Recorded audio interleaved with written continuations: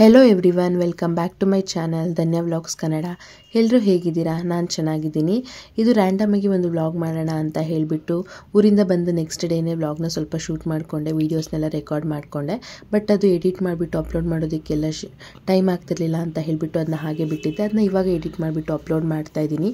ರತನ್ ಕೂಡ ಡ್ಯೂಟಿಗೆ ಹೊರಟ್ರು. ಅವರು ಒಂದು 8 to 9 o'clock ಹಂಗೆ ಹೊರಡ್ತಾರೆ. ಅವ್ರದ್ದು ಟೈಮಿಂಗ್ಸ್ ಇಲ್ಲ. ವರ್ಕ್ ಬೇಗ ಇದ್ದರೆ ಬೇಗ ಹೋಗ್ತಾರೆ, ವರ್ಕ್ ಸ್ವಲ್ಪ ಕಡಿಮೆ ಇದ್ದರೆ ಲೇಟಾಗಿ ಹೋಗ್ತಾರೆ. ಓನ್ ಬಿಸ್ನೆಸ್ ಆಗಿರೋದ್ರಿಂದ ಆ ಥರ ಏನೂ ಪ್ರಾಬ್ಲಮ್ ಆಗಲ್ಲ. ಟೈಮಿಂಗ್ಸ್ ಇಷ್ಟಕ್ಕೆ ಹೋಗಬೇಕು ಅನ್ನೋದೇನಿಲ್ಲ. ಹಾಗಾಗಿ ಅವರು ಕೂಡ ಹೊರಟರು. ಹಾಗೆ ನಾನು ಅವ್ರು ಹೊರಟ ಮೇಲೆ ಹಾಗೆ ಹೊರಗಡೆ ಬಂದಿದ್ದೆ ಅಲ್ಲ, ಹೂವಿನ ಗಿಡದ್ದು ಕೂಡ ಒಂದು ಕ್ಲಿಪ್ಪಿಂಗ್ಸ್ನ ಆ್ಯಡ್ ಮಾಡಿದ್ದೀನಿ. ಇದು ಊರಿಂದ ಬಂದ ನೆಕ್ಸ್ಟ್ ಡೇನೇ ಹೂ ಪೂರ್ತಿಯಾಗಿ ಅರಳಿ ನಿಂತಿತ್ತು. ಅಂತ ಹೇಳಿದ್ರೆ ಪೂಜೆಗೆ ಏನಕ್ಕೂ ಯೂಸ್ ಮಾಡೋದಕ್ಕೆ ಅಂತ ಹೇಳಿಬಿಟ್ಟು ಕುಯ್ದಿರಲಿಲ್ವಲ್ಲ, ಅದು ಪೂರ್ತಿ ಗಿಡದಲ್ಲೇ ಇದ್ದಿದ್ದರಿಂದ ಹೂ ಸಿಕ್ಕಾಬಟ್ಟೆ ಚೆನ್ನಾಗಿ ಕಾಣಿಸ್ತಾ ಇತ್ತು. ಅದು ಫುಲ್ಲು ಅರಳಿದೆ. ಇನ್ನೊಂದು 2-3 ದಿನದಷ್ಟೊತ್ತಿಗೆಲ್ಲ ಉದುರೋದಕ್ಕೆ ಶುರುವಾಗುತ್ತೆ. ಹಾಗೆ ಅದ್ರ ಜೊತೆ ರೆಡ್ ಹೂ ಕೂಡ 2 ಮಿಕ್ಸಪ್ ಆಗಿಬಿಟ್ಟು ಸಿಕ್ಕಾಬಟ್ಟೆ ಚೆನ್ನಾಗಿ ಕಾಣಿಸ್ತಾ ಇತ್ತು. ಹಾಗೆ ಇದು ಒಂದು ಸ್ವಲ್ಪ ಹೂವಿನ ಗಿಡನ ನಾನು ಅಮ್ಮ ಮನೆಯಿಂದ ತೊಗೊಬಂದಿದ್ದೆ. ಅಮ್ಮ ಹೇಳಿದರು ಚಳಿಗಾಲದಲ್ಲಿ ಹೂವಿನ ಗಿಡ ಬರಲ್ಲ ಅಂತ ಹೇಳಿಬಿಟ್ಟು, ಆದರೂ ನಾನು ಬರ್ಬೋದೇನೋ ಅನ್ನೋ ಹೋಪಲ್ಲಿ ತೊಗೊಂಬಂದೆ. ಹಾಗೆ ಅದರೊಳಗಡೆ ಒಂದು ಟೊಮ್ಯಾಟೊ ಗಿಡ ಕೂಡ ಬಿಟ್ಟಿದೆ. ಅದು ಮಣ್ಣಲ್ಲೇ ಬೀಜ ಬಿದ್ದುಬಿಟ್ಟು ಹುಟ್ಟಿರೋದು. ಮಣ್ಣು ಕೂಡ ಅಮ್ಮ ಮನೆಯಿಂದನೇ ತಂದಿದ್ದೆ. ಹಾಗೆ ಮನೆ ಮುಂದೆ ಮತ್ತು ತುಳಸಿ ಕಟ್ಟೆ ಮುಂದೆ ಒಂದು ಪುಟ್ಟದಾಗಿ ರಂಗೋಲಿ ಕೂಡ ಹಾಕ್ಕೊಂಡ್ಬಿಟ್ಟು ಪೂಜೆ ಎಲ್ಲ ಮುಗಿಸ್ಕೊಂಡಿದ್ದೆ. ಪೂಜೆ ಎಲ್ಲ ಮುಗಿಸ್ಕೊಂಡಿದ್ದಾದಮೇಲೆ ಬ್ರೇಕ್ಫಾಸ್ಟ್ಗೆ ಅಂತ ಹೇಳಿಬಿಟ್ಟು ನಾನಿಲ್ಲಿ ಹಲಸೋರೆಕಾಯಿ ಪಲ್ಯ ಮಾಡಿದ್ದೆ. ಊರಿಗೆ ಹೋಗಿದ್ವಲ್ಲ, ಅಲ್ಲಿ ಅಮ್ಮ ಕೊಟ್ಟಿದ್ರು. ಅಮ್ಮ ಅಂದರೆ ರತನ್ ಅವ್ರ ಅಮ್ಮ ಇದ್ದಾರಲ್ಲ, ಅವ್ರು ಕೊಟ್ಟಿದ್ರು. ಹಾಗಾಗಿ ಅಕ್ಕಿ ರೊಟ್ಟಿ ಹಾಗೆ ಹಲಸೋರೆಕಾಯಿ ಪಲ್ಯ ಕೂಡ ಮಾಡಿದೆ ತಿಂಡಿಗೆ ಅಂತ ಹೇಳಿಬಿಟ್ಟು. ರತನ್ ಕೂಡ ತಿಂಡಿ ಮಾಡ್ಕೊಂಡು ಹೋದ್ರಲ್ಲ, ಆಮೇಲೆ ನಾನು ತಿಂಡಿ ಮಾಡೋಣ ಅಂತ ಹೇಳ್ಬಿಟ್ಟು ಹಾಕೊಂಡು ಕೂತ್ಕೊಂಡೆ. ಪಾಪು ಕೂಡ ರೊಟ್ಟಿನೇ ಕೊಡ್ತೀನಿ. ತುಪ್ಪ ಇದ್ರ ಜೊತೆ ಎಲ್ಲ ತಿಂತಾನೆ ಇಷ್ಟಪಟ್ಬಿಟ್ಟು. ಚಟ್ನಿ ಆದರೆ ತುಂಬ ಚೆನ್ನಾಗಿ ತಿಂತಾನೆ. ಹಾಗೆ ಬಿಗ್ ಬಾಸ್ ಕೂಡ ಟೆಲಿಕಾಸ್ಟ್ ಬರ್ತಾ ಇತ್ತು ಈವ್ನಿಂಗ್, ಅಂದರೆ ನೈಟ್ ಆಗಿರುತ್ತಲ್ಲ, ಅದು ನೆಕ್ಸ್ಟ್ ಡೇ ಮಾರ್ನಿಂಗು. ಅದನ್ನ ನೋಡ್ಕೊಂಡ್ಬಿಟ್ಟು ನಾನು ತಿಂಡಿ ಕೂಡ ಮುಗಿಸ್ಕೊಂಡೆ. ಹಾಗೆ ಹಾಲು ಕೂಡ ತೊಗೊಬಂದು ಕೊಟ್ಟರು. ನಾವು 1 ಲೀಟ್ರ್ ಹಾಲನ್ನ ತೊಗೊಳ್ತೀವಿ. ಪಾಪುಗೆ 2 ಟೈಮ್ ಕುಡಿಯೋದಕ್ಕೆ ಒಂದೊಂದು ಅರ್ಧ ಲೋಟ. ಹಾಗೆ ಕಾಫಿ ಟೀಗೆಲ್ಲ ಆಗುತ್ತೆ ಅಂತ ಹೇಳಿಬಿಟ್ಟು ಮನೆ ಹತ್ರ ಮೇಲ್ಗಡೆಗೆ ತೊಗೊಬಂದ್ಬಿಟ್ಟು ಕೊಡ್ತಾರೆ. ಅರ್ಧ ಲೀಟ್ರೆಲ್ಲ ಆದರೆ ಕೆಳಗಡೆನೇ ಬಂದು ಇಸ್ಕೊಂಡು ಹೋಗಿ ಅಂತ ಹೇಳಿಬಿಟ್ಟು ಹೇಳ್ತಾರೆ. ಹಾಲು ಕೂಡ ಚೆನ್ನಾಗಿರುತ್ತೆ. ಹಾಲೆಲ್ಲ ಕಾಯಿಸಿಟ್ಬಿಟ್ಟು ಊರಿಗೆ ತೊಗೊಂಡು ಹೋಗಿದ್ದು ಲಗೇಜ್ ಬ್ಯಾಗ್ ಏನಿತ್ತು ಅದನ್ನ ನಾನು ಓಪನ್ ಮಾಡಿಬಿಟ್ಟು ಅದು ಬಟ್ಟೆಗಳೆಲ್ಲ ಹರಡೋದು ಎತ್ತಿಡೋದು ಏನೂ ಮಾಡೇ ಇರಲಿಲ್ಲ. ಹಾಗಾಗಿ ಬಿಗ್ ಬಾಸ್ ಬರ್ತಾಯಿತ್ತು ಟೆಲಿಕಾಸ್ಟ್ ಟಿ ವಿಲಿ. ಅದನ್ನ ಕೂಡ ನೋಡ್ಕೊತ ಬ್ಯಾಗ್ನ ಕೂಡ ಅನ್ಪ್ಯಾಕ್ ಮಾಡೋಣ ಅಂತ ಹೇಳಿಬಿಟ್ಟು ತೆಗಿತಾ ಇದ್ದೆ. ಅಂದರೆ ಯೂಸ್ ಮಾಡಿರೋ ಬಟ್ಟೆಗಳು ಮಾಡ್ದಲೇ ಇರೋದೆಲ್ಲ ಮಿಕ್ಸಪ್ ಆಗಿಬಿಟ್ಟಿದೆ. ಹಾಗಾಗಿ ಒಂದು ಸ್ವಲ್ಪ ಯೂಸ್ ಮಾಡಿರೋ ಸ್ಯಾರೀಸ್ನೆಲ್ಲ ಬಿಸಿಲಿಗೆ ಹಾಕೋಣ ಅಂತ ಹೇಳಿಬಿಟ್ಟು, ಹಾಗೆ ವಾಶ್ ಮಾಡೋಕ್ಕಿರೋದನ್ನೆಲ್ಲ ವಾಶಿಗೆ ಹಾಕೋಣ ಅಂತ ಹೇಳಿಬಿಟ್ಟು ಎಲ್ಲ ಕ್ಲೀನ್ ಮಾಡಿ ಇಟ್ಕೊತಾ ಇದ್ದೆ. ಇದರಲ್ಲಿ ಯೂಸ್ ಮಾಡ್ದಲೇ ಇರೋದು ಕೂಡ ಅಂದರೆ 1-2 ಸ್ಯಾರಿನ ಎಕ್ಸ್ಟ್ರಾ ಇಟ್ಕೊಂಡು ಹೋಗಿದ್ರೆ ಏನಾದರೂ ಬೇಕಾದರೆ ಯೂಸ್ ಮಾಡ್ಕೋಬೋದಲ್ಲ ಅಂತ ಹೇಳಿಬಿಟ್ಟು ಅದನ್ನ ಯೂಸೇ ಮಾಡಿರಲಿಲ್ಲ. ಹಾಗಾಗಿ ಅದನ್ನೆಲ್ಲ ಕೂಡ ಎತ್ತಿಟ್ಕೊಳ್ತಾ ಇದ್ದೆ. ಸ್ಯಾರಿ ಉಡೋದು ನಾನು ಸಿಕ್ಕಾಪಟ್ಟೆ ಕಡಿಮೆ, ಹಾಗಾಗಿ ಇರಲಿ ಯಾವಾಗಲಾದ್ರು ಬೇಕಾದರೆ ಅಂತ ಹೇಳಿಬಿಟ್ಟು ಇಟ್ಕೊಂಡು ಹೋಗಿದ್ದೆ. ಹಾಗೆ ನಾನು ಮೇಕಪ್ ಬಾಕ್ಸ್ಗಳು, ಸ್ಟ್ರೈಟ್ನರು, ಡ್ರೈಯರು ಇದೆಲ್ಲ ಏನು ಕಂಪ್ಲೀಟ್ ಒಂಚೂರು ಕೂಡ ಬ್ಯಾಗ್ನ ತೆಗೆದೇ ಇರಲಿಲ್ಲ. ಹಾಗೆ ಇಟ್ಟಿದ್ದೆ. ಹಾಗೆ ಪಾಪು ಡ್ರೆಸ್ಗಳೆಲ್ಲ ಇದೆಲ್ಲ ವಾಶ್ ಮಾಡಿದ್ದೆ. ಬಟ್ಟೆ ಎಲ್ಲ ಫುಲ್ಲು ಮುದ್ದೆ ಆಗ್ದಂಗೆ ಆಗಿಬಿಟ್ಟಿದೆ. ಇದನ್ನೆಲ್ಲ ಇನ್ನು ಐರನ್ ಮಾಡಿಬಿಟ್ಟು ಎತ್ತಿಡಬೇಕು. ಇದೆಲ್ಲ ಮೀಶೋದಲ್ಲೇ ತರಿಸಿದ್ದು. ಕ್ವಾಲಿಟಿ ಎಲ್ಲ ಚೆನ್ನಾಗಿ ಬಂದಿತ್ತು ಪಾಪುದು. ಹಾಗೆ ನಾನು ಯೂಸ್ ಮಾಡಿರೋ ಸ್ಯಾರೀಸ್ ಎಲ್ಲ ಏನಿದೆ ಅದನ್ನೆಲ್ಲ ಬಿಸಿಲಿಗೆ ಹಾಕೋಣ. ಹಾಗೆ ನಾನು ಹಾಫ್ ಸ್ಯಾರಿ ಏನು ಸ್ಟಿಚ್ ಮಾಡಿಸ್ಕೊಂಡಿದ್ದೆ ಅದನ್ನ ಕೂಡ ಬಿಸಿಲಿಗೆ ಹಾಕಿಬಿಡೋಣ. ಅಂದರೆ ಒಂದು ಸಲ ಬಿಸಿಲಿಗೆ ಹಾಕಿದ್ದೆ, ಆದರೆ ಇನ್ನು ಎತ್ತಿಡುವಾಗ ಸ್ವಲ್ಪ ಬಿಸಿಲಿಗೆ ಗಾಳಿ ಆಡಲಿ ಅಂತ ಹೇಳ್ಬಿಟ್ಟು ಹಾಕ್ತೀನಿ. ಹೀಗೆ ಒಂದು ಬ್ಯಾಗ್ನ ಅನ್ಪ್ಯಾಕ್ ಮಾಡಿಬಿಟ್ರೆ ಒಂದು ಸ್ವಲ್ಪ ಕೆಲಸ ಮುಗ್ದಂಗೆ ಆಗುತ್ತೆ. ಅದರಲ್ಲಿರೋ ವಸ್ತುಗಳನ್ನೆಲ್ಲ ಎತ್ತಿಟ್ಟೆ. ಅಷ್ಟೊತ್ತಿಗೆ ಬಿಸಿಲು ಕೂಡ ಚೆನ್ನಾಗಿ ಬಂತು. ಹಾಗೆ ನಾನು ಹರಡಬೇಕಾಗಿರೋದೆಲ್ಲ ಹರಡ್ಬಿಟ್ಟು ಹಾಗೆ ಡ್ರೆಸ್ಸಸ್ನೆಲ್ಲ ವಾಶ್ ಮಾಡಿಬಿಟ್ಟು ಹರಡಿದೆ. ನಾನು ಅದು ಒಂದು ಸಲ ಯೂಸ್ ಮಾಡಿದ್ಮೇಲೆ ಡ್ರೆಸ್ಗಳನ್ನ ವಾಶ್ ಮಾಡಿ ಎತ್ತಿಡ್ತೀನಿ. ಬಟ್ ಸ್ಯಾರೀಸು, ಹಾಫ್ ಸ್ಯಾರಿ ಎಲ್ಲ ಅದು ವಾಶ್ ಮಾಡೋಕ್ಕಾಗಲ್ಲ. ಅದು ವಾಶ್ ಮಾಡಿದ್ರೆ ಒಂಥರ ಆಗುತ್ತಲ್ಲ ಅಂತ ಹೇಳಿಬಿಟ್ಟು ಒಂದೊಂದೇ ಸಲ ಯೂಸ್ ಮಾಡಿರೋದಲ್ಲ ಅಂತ ಹೇಳಿಬಿಟ್ಟು ಹಾಗೆ ಹರಡಿದೆ. ಹಾಗೆ ಸಾಂಬಾರಿಗೆ ಸ್ವಲ್ಪ ಕಾಳುಗಳನ್ನೆಲ್ಲ ನೆನೆಸಿಟ್ಟೆ. ಹುರುಳಿಕಾಳು ಮತ್ತು ಕಡಲೆಕಾಳನ್ನ ನೆನೆಸಿಟ್ಟೆ. ಮೊಳಕೆ ಬರಿಸ್ಬಿಟ್ಟು ನಾಳೆ ಸಾಂಬಾರು ಮಾಡ್ಕೊಂಡ್ರೆ ಆಗುತ್ತೆ ಅಂತ ಹೇಳ್ಬಿಟ್ಟು ಹಾಗೆ ನಾನು ಇಡ್ಲಿಗೆ ಕೂಡ ನೆನೆಸ್ಕೊಂಡಿದ್ದೆ. ನಾಳೆ ಇಡ್ಲಿ ಮಾಡ್ಕೊಳ್ಳೋಣ ಅಂತ ಹೇಳಿಬಿಟ್ಟು ಇಡ್ಲಿಗೆ ನೆನೆಸುವಾಗ ನಾನು ಸಪ್ರೇಟ್ ಪಾತ್ರೆಯಲ್ಲಿ ನೆನೆಸ್ಕೊಳ್ತೀನಿ. ಬಟ್ ದೋಸೆಗೆ ನೆನೆಸುವಾಗ ಎಲ್ಲ ಒಟ್ಟಿಗೆ ನೆನೆಸ್ತೀನಿ. ಅಂದರೆ ಅಕ್ಕಿ, ಅವಲಕ್ಕಿ ಮತ್ತು ಉದ್ದಿನ ಬೇಳೆ ಏನಿರುತ್ತೆ ಅದನ್ನೆಲ್ಲ ಒಟ್ಟಿಗೆ ನೆನೆಸ್ಕೊತೀನಿ. ಹಾಗೆ ಒಂದು 5-6 ಕಾಳಷ್ಟು ಮೆಂತ್ಯನ ಕೂಡ ಹಾಕ್ಕೊಳ್ತೀನಿ. ಅದೇ ಇಡ್ಲಿ ಮಾಡೋದಾದರೆ ನಾನು ಸಪ್ರೇಟಾಗಿ ನೆನೆಸ್ಕೊಳ್ತೀನಿ. ನಂಗೆ ಅದೇನೋ ಆವಾಗಿಂದ ಹಾಗೆ ಕಂಫರ್ಟ್ ಆಗಿದೆ. ನಾನು ಜಾಸ್ತಿ ಇಡ್ಲಿ ಮಾಡೋಲ್ಲ. ನಾನು ಈ ಮನೆಗೆ ಬಂದಮೇಲೆ ಇದೇ ಫಸ್ಟ್ ಟೈಮ್ ಇಡ್ಲಿ ಮಾಡ್ತಾ ಇರೋದು.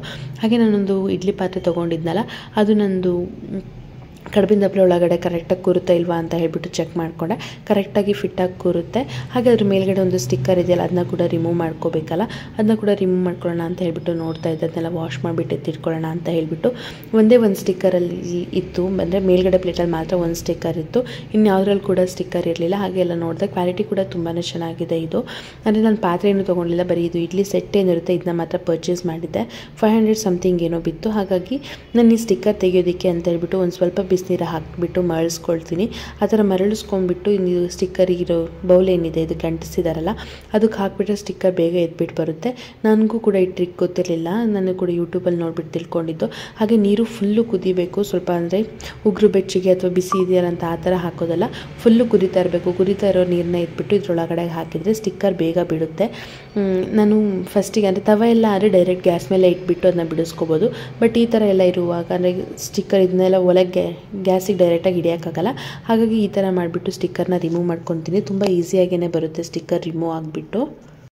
ಕಿಚನ್ ವರ್ಕೆಲ್ಲ ಮುಗ್ದಾದ್ಮೇಲೆ ಪಾಪು ಕೂಡ ಮಲ್ಕೊಂಡಿದ್ದ. ಹಾಗಾಗಿ ನಾನು ಸ್ವಲ್ಪ ತಲೆಗೆ ಎಣ್ಣೆ ಹಚ್ಕೊಳ್ಳೋಣ ಅಂತ ಹೇಳ್ಬಿಟ್ಟು ಹಚ್ಕೊಳ್ತಾ ಇದ್ದೀನಿ. ಅದು ಹೇರು ಫುಲ್ಲು ಡ್ರೈ ಆದಂಗೆ ಆಗಿತ್ತು ಒಂದು ಸ್ವಲ್ಪ ಅಂತ ಹೇಳಿದ್ರೆ, ಕರ್ಲ್ ಮಾಡಿದಾಗ ಆಗಿರುತ್ತಲ್ಲ ಆ ಥರ ಆಗಿತ್ತು, ಫುಲ್ಲು ಕರ್ಲಿ ಆಗಿ.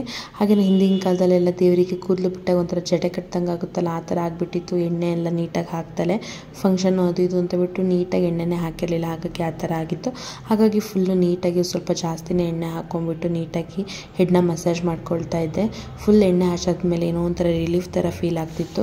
ಏಕೆಂದರೆ ಕೂದಲು ಡ್ರೈ ಇದ್ದರೆ ನಮಗೆ ಒಂಥರ ಕಂಫರ್ಟ್ನೆಸ್ ಇರಲ್ಲ, ಹಾಗಾಗಿ ನೀಟಾಗೆಲ್ಲ ಎಣ್ಣೆ ಹಚ್ಕೊಂಡಾದ್ಮೇಲೆ ಒಂದ್ಸಲ ನೀಟಾಗಿ ಫುಲ್ಲು ಹೆಡ್ ಮಸಾಜ್ ಮಾಡ್ಕೊಂಬಿಟ್ಟು ನಾನೇ ನೀಟಾಗಿ ಒಂದು ತುರ್ಬನ್ನ ಹಾಕ್ಕೊಳ್ತೀನಿ. ನಾನು ಯಾವಾಗಲೂ ಯೂಶ್ವಲಿ ಎಣ್ಣೆ ಹಾಕಿದಾಗ ಕೆಲವೊಬ್ಬರೆಲ್ಲ ಜಡೆ ಹಾಕಬೇಕು ಅಂತ ಹೇಳ್ತಾರೆ, ಬಟ್ ನಂಗೆ ಜಡೆ ಕಂಫರ್ಟ್ ಅನಿಸಲ್ಲ. ನಾನು ಸುಡಿ ಏನು ಹಾಕ್ತೀನಿ ಈ ಥರ ಹಾಕಿದ್ರೆ ಕಂಫರ್ಟ್ ಅನ್ಸುತ್ತೆ. ಇವಾಗಂತೂ ಸಿಕ್ಕಾಬಟ್ಟೆ ಹೇರ್ ಫಾಲ್ ಕೂಡ ಆಗ್ತಿದೆ. ಒಂದ್ಸಲ ಬರೀ ಕೋಮ್ ಹಾಕ್ತಲ್ಲ ಹಂಗೆ ಕೈಲೇ ತೆಗೆದ್ರೇ ಇಷ್ಟೊಂದು ಕೂದಲು ಬರ್ತಾ ಇರುತ್ತೆ.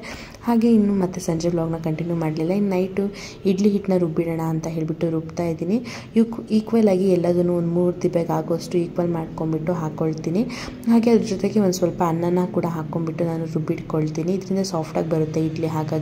ಹಾಗೆ ನಾನು ರುಬ್ಬಿಟ್ಟು ಹಾಗೆ ಇಡಲ್ಲ, ಒಂದು ಸ್ವಲ್ಪ ಅಂದರೆ ಎಷ್ಟು ಬೇಕಷ್ಟು ಉಪ್ಪನ್ನ ಆ್ಯಡ್ ಮಾಡಿಬಿಟ್ಟು ನೀಟಾಗಿ ಮಿಕ್ಸ್ ಮಾಡಿಬಿಟ್ಟು ಎತ್ತಿಟ್ಕೊಳ್ತೀನಿ. ನೀಟಾಗಿ ಮಿಕ್ಸ್ ಮಾಡಿದಾಗ ಏನಾಗುತ್ತೆ ಅಂತ ಹೇಳಿದರೆ, ಒಂದು ದಿಬ್ಬೆ ಈಗ ದಪ್ಪ ಕಡ್ದಿರ್ತೀವಿ ಅಂದರೆ ಗಟ್ಟಿ ಕಡ್ದಿರ್ತೀವಿ, ಇನ್ನೊಂದು ದಿಬ್ಬೆ ತೆಳು ಕಡ್ದಿರ್ತೀವಿ. ಹಾಗಾಗಿ ನೀಟಾಗಿ ಮಿಕ್ಸ್ ಮಾಡೋದ್ರಿಂದ ಎಲ್ಲ ಮಿಕ್ಸಪ್ ಆಗಿಬಿಟ್ಟು ನೀಟಾಗಿ ಒಂದೇ ಹದಕ್ಕೆ ಬರುತ್ತೆ. ನಾನು ಸ್ವಲ್ಪ ಗಟ್ಟಿನೇ ಮಾಡ್ಕೊಳ್ತೀನಿ ದೋಸೆ ಹಿಟ್ಟನ್ನ, ಯಾಕೆಂತ ಹೇಳಿದ್ರೆ ದೋಸೆ ಹಿಟ್ಟು ಗಟ್ಟಿ ಮಾಡಿದರೆ ಇಡ್ಲಿ ಹಿಟ್ಟು ಗಟ್ಟಿ ಮಾಡಿದರೆ ಇಡ್ಲಿ ಸಾಫ್ಟಾಗಿ ಬರುತ್ತೆ. ಆದರೆ ದೋಸೆ ಹಿಟ್ಟನ್ನ ಒಂದು ಸ್ವಲ್ಪ ತೆಳುವಾಗಿ ಮಾಡ್ಕೋಬೇಕು, ಆವಾಗ ದೋಸೆ ಕೂಡ ಚೆನ್ನಾಗಿ ಬರುತ್ತೆ. ಹಾಗೆ ಅದೆಲ್ಲ ಕೆಲಸ ಮುಗ್ದಿದ್ದಾದಮೇಲೆ ಒಂದು ಸ್ವಲ್ಪ ನಾನು ಕಾಳನ್ನ ನೆನೆಸಿಟ್ಟಿದ್ದೆ ಅಲ್ಲ ಬೆಳಗ್ಗೆ, ಅದು ಮತ್ತು ಸಂಜೆ ಅಷ್ಟರೊಳಗಡೆ ನೀಟಾಗಿ ನೆಂದಿತ್ತು. ಹಾಗಾಗಿ ಕಾಳನ್ನ ಕಟ್ಟಿಡೋಣ, ನಾಳೆ ಸಾಂಬಾರಿಗೆ ಆಗುತ್ತೆ. ನಾಳೆ ಅಥವಾ ನಾಡ್ದು ಮೊಳಕೆ ಬಂದುಬಿಟ್ರೆ ಅದನ್ನ ಫ್ರಿಜ್ಜಿಗೆ ಇಟ್ಕೊಂಡ್ರೆ ಯಾವಾಗ ಬೇಕು ಅವಾಗ ಯೂಸ್ ಮಾಡ್ಕೊಬೋದು. ತರಕಾರಿಗಳ ಜೊತೆ ಎಲ್ಲ ಸ್ವಲ್ಪ ಹಾಕಿಬಿಟ್ಟು ಅಂತ ಹೇಳ್ಬಿಟ್ಟು ಕಟ್ಟಿಟ್ಕೊಳ್ತಾ ಇದ್ದೀನಿ. ನಾನು ಒಂದು ತಪ್ಪಲೆಗೆ ಹಾಕಿಬಿಟ್ಟು ಪಾತ್ರೆಗೆ ಅದ್ರ ಮೇಲೆ ಒಂದು ಅಂದರೆ ಬಟ್ಟೆ ಪೀಸ್ ಅಥವಾ ಪಂಚೆ ಪೀಸ್ ಏನಾದರೂ ಹಾಕಿಬಿಟ್ಟು ಅದ್ರ ಮೇಲೆ ಒಂದು ಪ್ಲೇಟ್ನ ಮುಚ್ಚಿಬಿಟ್ಟು ಉಲ್ಟಾ ಇಡ್ತೀನಿ. ಆವಾಗ ನೀರು ಏನಾದರೂ ಇದ್ದರೆ ಅದು ಬಟ್ಟೆಗೆ ಇಳ್ಕೊಳ್ಳುತ್ತೆ. ಹಾಗೆ ಮೊಳಕೆ ಕೂಡ ಈ ಥರ ಕಟ್ಟೋದ್ರಿಂದ ತುಂಬಾ ಚೆನ್ನಾಗಿ ಬರುತ್ತೆ. ನಾನು ಯಾವಾಗಲೂ ಇದೇ ಥರ ಮಾಡ್ಕೊಳ್ತೀನಿ, ನನಗೆ ಇದೇ ಈಸಿ ಅನಿಸುತ್ತೆ. ಹಾಗೆ ಅದೆಲ್ಲ ಮುಗ್ದಿದ್ದಾದಮೇಲೆ ಕಿಚನ್ನ ಕೂಡ ಹಾಗೆ ಕ್ಲೀನ್ ಮಾಡಿಕೊಂಡೆ. ಮತ್ತು ಆವಾಗ ಈವ್ನಿಂಗ್ ಏನೂ ಮಾಡಲಿಲ್ಲ ವ್ಲಾಗು. ಮತ್ತು ನೆಕ್ಸ್ಟ್ ಡೇ ವ್ಲಾಗ್ನ ಕೂಡ ಇದರಲ್ಲೇ ಆ್ಯಡ್ ಮಾಡ್ತಾಯಿದ್ದೀನಿ. ದೋಸೆ ಹಿಟ್ಟಂತೂ ಸಿಕ್ಕಾಬಟ್ಟೆ ಚೆನ್ನಾಗಿ ಬಂದಿತ್ತು, ಅಂದರೆ ಉಬ್ಬಿ ಬಂದಿತ್ತು, ಚೆನ್ನಾಗಿ ಬಂದಿತ್ತು ದೋಸೆ ಹಿಟ್ಟು. ಅದನ್ನ ಕೂಡ ಒಂದ್ಸಲ ಬೆಳಗ್ಗೆ ಎದ್ದ ತಕ್ಷಣ ಫುಲ್ಲು ಮಿಕ್ಸ್ ಮಾಡಿಕೊಂಡೆ. ಈ ಥರ ಮಿಕ್ಸ್ ಮಾಡಿ ಇಟ್ಕೊಳ್ಳೋದ್ರಿಂದ ಮತ್ತೆ ಏನು ಮಿಕ್ಸ್ ಮಾಡೋ ನೆಸೆಸಿಟಿ ಇರಲ್ಲ, ಇವಾಗ ಡೈರೆಕ್ಟ್ ತೆಗೆದುಬಿಟ್ಟು ಹುಯ್ಬೋದು. ಹಾಗೆ ಫಿಶ್ ತೊಗೊಬಂದಿದ್ವಿ ಮನೆಗೆ, ಫಿಶ್ ಸಾಂಬಾರು ಮಾಡೋಣ ಅಂತ ಅಂದ್ಕೊಂಡೆ. ಇಡ್ಲಿ ಜೊತೆಗೆ ಫಿಶ್ ಸಾಂಬಾರು ತುಂಬಾ ಕಾಂಬಿನೇಷನ್ ಚೆನ್ನಾಗಿರುತ್ತೆ. ಹಾಗೆ ಅದಕ್ಕೆ ನಾನು ಒಂದು ಅರ್ಧ ಭಾಗ ತೆಂಗಿನಕಾಯಿ, ಒಂದು 3/4 ಭಾಗ ಈರುಳ್ಳಿ, ಹಾಗೆ 1.5 ಸ್ಪೂನ್ ಖಾರ ಪುಡಿ, 1.5 ಸ್ಪೂನ್ ಸಾಂಬಾರು ಪುಡಿನ ಹಾಕ್ಕೊಳ್ತಾ ಇದ್ದೀನಿ ಇದು ಖಾರಕ್ಕೆ ಅಂತ ಹೇಳ್ಬಿಟ್ಟು. ಹಾಗೆ ಅದ್ರ ಜೊತೆಗೆ ಒಂದು ಸ್ವಲ್ಪ ಅರಿಶಿನ ಸೇರಿಸ್ಬಿಟ್ಟು ಒಂದು 3/4 ಭಾಗ ನಿಂಬೆಹಣ್ಣು ಬರುತ್ತಲ್ಲ ಅಷ್ಟು ಗಾತ್ರದ ಹುಣಸೆಹಣ್ಣನ್ನ ತೊಗೊಂಡ್ಬಿಟ್ಟು ನೀರಲ್ಲಿ ನೆನೆಸಿ ಇಟ್ಕೊಂಡಿದ್ದೆ ಬೆಳಗ್ಗೆನೆ, ಅದನ್ನ ಕೂಡ ಇದ್ರ ಜೊತೆಗೆ ಆ್ಯಡ್ ಮಾಡ್ತೀನಿ. ಕೆಲವೊಬ್ರು ಬರೀ ರಸ ಹಾಕ್ಬಿಟ್ಟು ಅದ್ರದ್ದು ಸ್ವಲ್ಪ ಸಿಪ್ಪೆ ಥರ ನಾರು ಥರ ಬರುತ್ತಲ್ಲ ಅದನ್ನೆಲ್ಲ ಎಸಿತಾರೆ, ಬಟ್ ನಾನು ಅದನ್ನ ಕೂಡ ಸೇರಿಸ್ಬಿಟ್ಟು ಮಿಕ್ಸಿ ಮಾಡ್ತೀನಿ. ಟೇಸ್ಟ್ ಚೆನ್ನಾಗಿರುತ್ತೆ ಅಂತ ಹೇಳಿದರೆ ಅದ್ರ ಕೂಡ ಹುಳಿನ ಆ್ಯಡ್ ಆನ್ ಆಗಿರುತ್ತಲ್ಲ, ಹಾಗಾಗಿ ಅದನ್ನ ನೈಸಾಗಿ ರುಬ್ಕೋಬೇಕು. ರುಬ್ಬಿಟ್ಕೊಂಡ್ಬಿಟ್ಟು ಹಾಗೆ ಒಂದು ಲೋಟ ಕಾಫಿ ಕೂಡ ಮಾಡ್ಕೊಂಡ್ವಿ. ರತನ್ ಕೂಡ ಕೊಟ್ಬಿಟ್ಟು ನಾನು ಕೂಡ ಕಾಫಿ ಕುಡ್ಕೊಂಡೆ. ಕಾಫಿ ಎಲ್ಲ ಕುಡಿದಾದ್ಮೇಲೆ ಸಾಂಬಾರಿಗೆ ಕೂಡ ಇಟ್ಕೊಂಡೆ. ಒಂದು ಅರ್ಧ ಭಾಗದಷ್ಟು ಈರುಳ್ಳಿನ ಕಟ್ ಮಾಡಿಬಿಟ್ಟು ಎಣ್ಣೆಗೆ ಹಾಕ್ಕೊಬೇಕು ಸಾಂಬಾರಿಗೆ ಇಡೋಷ್ಟೊತ್ತಿಗೆ. ಅದು ಫುಲ್ಲು ಫ್ರೈ ಆದಮೇಲೆ ಅದಕ್ಕೆ ನಾನು ಖಾರ ಏನು ಮಾಡಿಟ್ಕೊಂಡಿದ್ದೆ ಆ ಖಾರನ ಹಾಕಿಬಿಟ್ಟು ನಮಗೆ ಸಾಂಬಾರು ಎಷ್ಟು ಕನ್ಸಿಸ್ಟೆನ್ಸಿ ಬೇಕೋ ಅಷ್ಟಕ್ಕೆ ಹಾಕಿಬಿಟ್ಟು ಅಂದರೆ ನೀರು ಹಾಕಿಬಿಟ್ಟು ಕುದಿಸ್ಕೋಬೇಕು. ಕುದಿಸುವಾಗ ಉಪ್ಪನ್ನ ಕೂಡ ಆ್ಯಡ್ ಮಾಡ್ಕೊಂಬಿಟ್ಟು ಕುದಿಸ್ಕೊತೀನಿ. ಹಾಗೆಯೇ ಆಮೇಲೆ ಮೀನು ತೊಗೊಬಂದಿದ್ವಲ್ಲ ಅದನ್ನ ಕೂಡ ನೀಟಾಗೆಲ್ಲ ವಾಶ್ ಮಾಡ್ಕೊಂಡೆ. ಅಷ್ಟೊತ್ತಿಗೆ ಸಾಂಬಾರು ಕೂಡ ಕುದಿಯೋದಕ್ಕೆ ಶುರುವಾಯಿತು. ಅದರೊಳಗಡೆ ಮೀನು ಹಾಕಿಬಿಟ್ಟು ಮತ್ತೆ ಇನ್ನೊಂದು ಹದ ನೀಟಾಗಿ ಕುದಿಸ್ಬಿಟ್ರೆ ಸಾಂಬಾರು ರೆಡಿ ಆಗುತ್ತೆ. ಹಾಗೆ ಟೇಸ್ಟ್ ನೋಡಿಬಿಟ್ಟು ಏನಾದರೂ ಉಪ್ಪು ಬೇಕು ಅಂತ ಹೇಳ್ಬಿಟ್ಟು ಅನಿಸಿದರೆ ಉಪ್ಪನ್ನ ಕೂಡ ಆ್ಯಡ್ ಮಾಡ್ಕೋಬೋದು. ಉಪ್ಪು ಅಂದರೆ ನಾನು ಹೇಳಿರೋ ಅದಕ್ಕೆ ನಾನು 1 kg ಮಾಡೋದಕ್ಕೆ ಎಷ್ಟು ಬೇಕೋ ಅಷ್ಟನ್ನ ಹಾಕಿಬಿಟ್ಟು ಮಾಡಿದ್ದೀನಿ ನಾನು. ಹಾಗೆಯೇ ಸಾಂಬಾರು ಕುದಿದ್ರೊಳಗಡೆ ಇಡ್ಲಿ ಕೂಡ ಇಟ್ಕೊಳ್ಳೋಣ ಅಂತ ಹೇಳಿಬಿಟ್ಟು ಇಡ್ಲಿ ಸೆಟ್ಟಿಗೆ ಇಡ್ಲಿ ಹಿಟ್ಟನ್ನ ಹುಯ್ತಾ ಇದ್ದೀನಿ. ಅಂದರೆ ಒಂದೇ ಸಲ ಎರಡೆರಡು ಕೆಲಸ ಮಾಡ್ಕೊಳ್ಳೋದ್ರಿಂದ ಕಿಚನಲ್ಲಿ ತುಂಬ ಹೊತ್ತು ನಿಲ್ಲೋದು ತಪ್ಪುತ್ತೆ ಅಂತ ಹೇಳಿಬಿಟ್ಟು. ಹಾಗೆ ದೋಸೆ ಹಿಟ್ಟೆಲ್ಲ ಕಂಪ್ಲೀಟಾಗಿ ಹುಯ್ದಾದ್ಮೇಲೆ ಇದು ಒಂದು ಪ್ಲೇಟಲ್ಲಿ 4 ಇರುತ್ತೆ, ಆ ಥರದ್ದು 4 ಪ್ಲೇಟ್ ಇದೆ. ಹಾಗಾಗಿ 16 ಇಡ್ಲಿ ಬೇಯುತ್ತೆ ಒಂದು ಸಲ. ನಾನು 2 ದಿಬ್ಬೆ ಬೇಯಿಸ್ಕೋಬೇಕು. ಹಾಗೆ ಕಡ್ಬಿನ ತಪ್ಪಲೆಗೆ ಏನಿದೆ ಒಂದು 2 ಲೋಟದಷ್ಟು ನೀರನ್ನ ಹಾಕಿಬಿಟ್ಟು ನಾನು ಹಾಕ್ಕೊಂಡಿದ್ದು ಹಿಟ್ಟೇನಿತ್ತು ಅದರದ್ದು ಸೆಟ್ನ ಇಟ್ಟೆ ಇಡ್ಲಿ ಹಿಟ್ಟಿಂದು.